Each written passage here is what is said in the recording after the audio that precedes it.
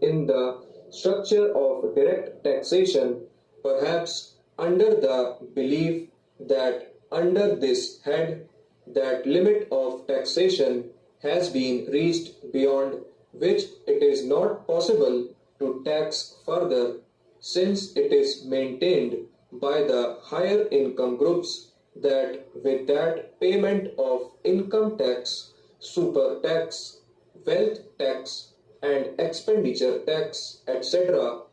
no part of their current earned income remains with them, and hence any further taxation would act as the highest disincentive to work and thus affect the production of greater wealth.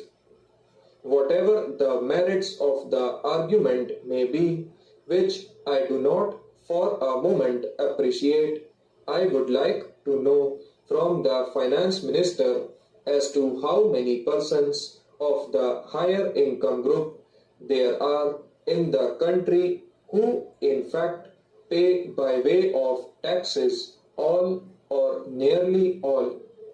that they earn during the year.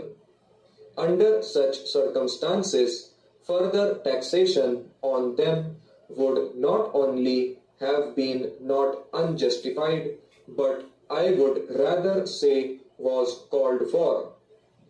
Such a step seems to me to have been all the more necessary because of the fact that it is this class of persons who have benefited most from the last two plans as compared to any other, and as such I note with regret that no drastic steps have been taken to mop up the ill-gotten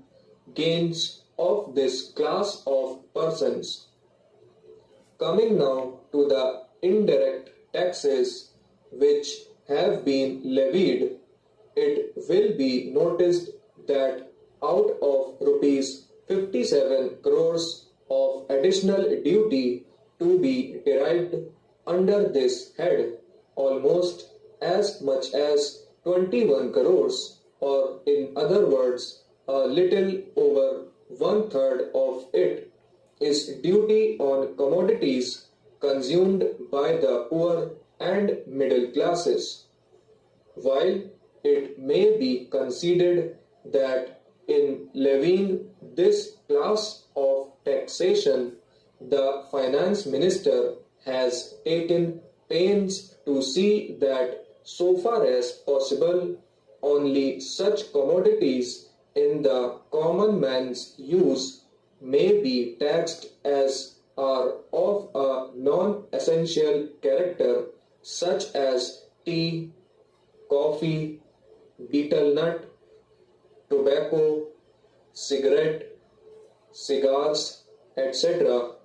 But the duty which has been levied on vegetable oil, mill-made cotton and woolen yarn, medium grade cloth and higher grade kerosene oil cannot be considered to be of non-essential character. These particular duties are bound to bit the middle income and the lower income groups of people who, because of the prevailing high prices, find it difficult to make their two ends meet.